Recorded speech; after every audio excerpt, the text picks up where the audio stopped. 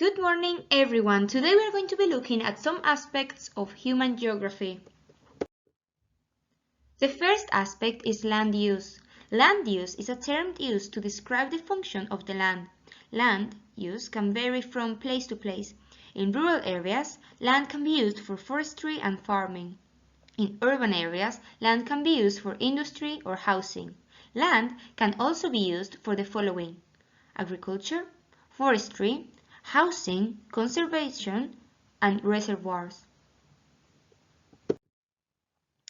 Find out about land use in your school or local area. Has the land use changed over time? What do you think?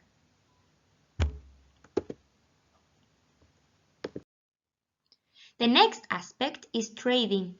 Trade is the way people all around the world buy and sell goods or services. Today, we may find things in our home that have been grown or made all over the world. Ships, planes, and trains are examples of ways goods get from one place to another. Export is when a product we sell to other countries who can't or don't make enough of the product that is needed. Import is a product we buy from other countries because we can't or don't make enough of the product that we need. So export is when we sell, import is when we buy. Okay? What can you find in your classrooms or school or home that has traveled a long way? Now here you can see some of the UK's exports and where they go. And who can remember what an export was? That's right. An export is a product that the UK sells, okay? So it's something from the UK that has gone to another country because they lack them. They lack this product. So we can see that cars, we've got 34.8 billion cars that we sell.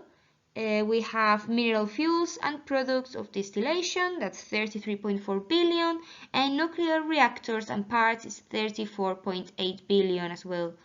There's quite a lot of product that has been sold by the UK. We've sold this to some countries like Sweden, Russia, Japan, China, Singapore, Germany, Italy, okay? Spain. Now, within the trading, the top product exported by the UK are cars. The top product imported by the UK is crude petroleum, used to make petrol. The top UK export destination is Germany and followed by the USA. Japan is a country with very limited natural resources, but it is still one of the richest countries in Asia. Why? Nintendo, Sony, Toyota, and Honda are very successful Japanese corporations. They make products that are highly desired in other countries. Do you or your family own any of these products? As a result of trade, Japan has enough wealth to buy the resources it needs. Unfortunately, not everything is fair in trading because not everyone benefits equally from trading. There are international rules which govern trade, but however, many people believe that these rules are fairer for the richer countries but make poor people even poorer. The story of the banana. Which job would you want? Let's listen to the different jobs and you have to tell me or think about which job you would want, okay?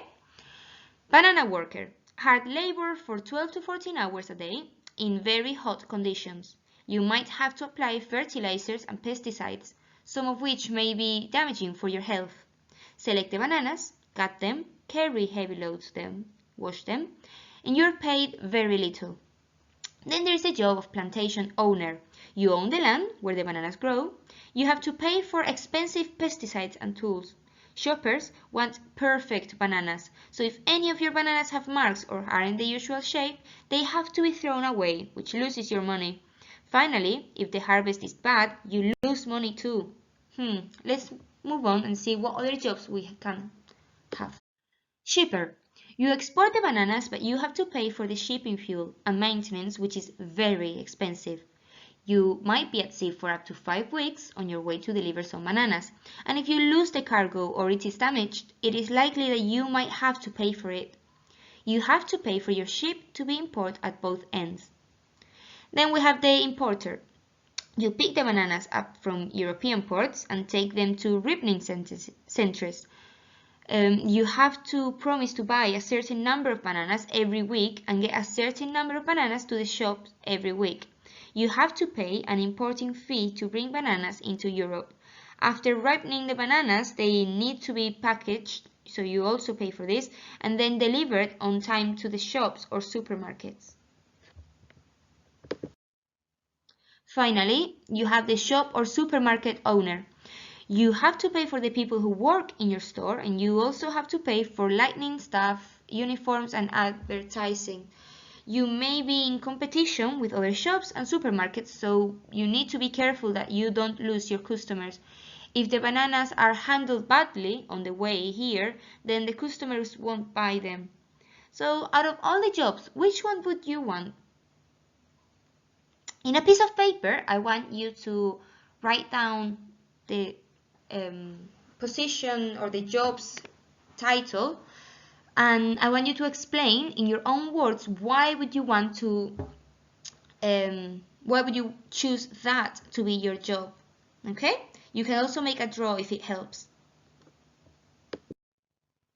Now let's talk a bit more about fair trade.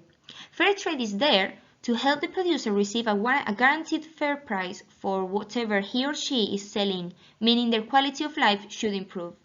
You may have seen the fair trade logo on products at the supermarket. These products cost a little more, but many people think this is a small price to pay to help people all over the world live a better life. Fair trade also sets minimum standards for pay and work conditions. Products like tea, coffee, chocolate, and sugar might have this logo. Okay, so look for this logo in the products in shops and supermarkets. When we talk about water distribution, there's two things we need to understand, and that is the definition of water scarcity and water security. So water scarcity is a lack of reliable source of adequate quality water to meet the demands of everyone. And water security is having a reliable source of adequate quality water to meet the demands of everyone, to maintain health, food, and the economy. Okay?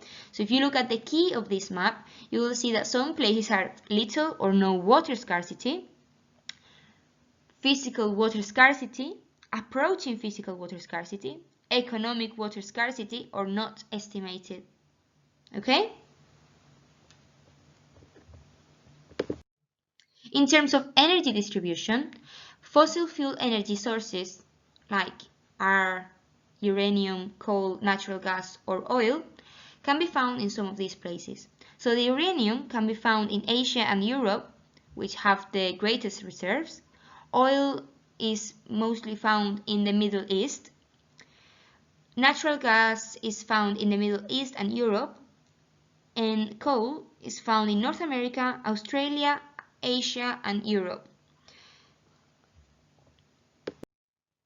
Now, minerals, water, soil, vegetation, animals, air, and sunlight are all needed to create important resources such as fuel, food, clothing, and shelter. However, some places have more than others. Places close to the equator receive more sunlight and rain. Temperate forest has a more moderate climate along with fertile soil, timber, and plenty of wildlife. Minerals such as iron and tin are very common in areas with strong tectonic activity, where there are volcanoes and frequent earthquakes. So if you look at the map, the black dots on the map is where the strong tectonic activity is. So the north of Africa or south of Europe and the west part of America, basically. Therefore, due to these differences in our environment, resources are distributed unevenly across the globe.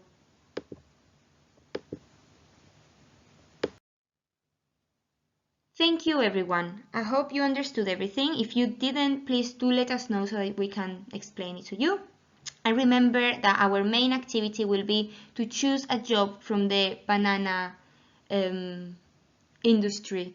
Would you like to be a worker in the bananas land, or would you like to be a landowner? Would you like to sell bananas in a shop? Okay, choose one of those job roles and explain why that is the job you would be willing to have. Okay, have a lovely day. See you soon.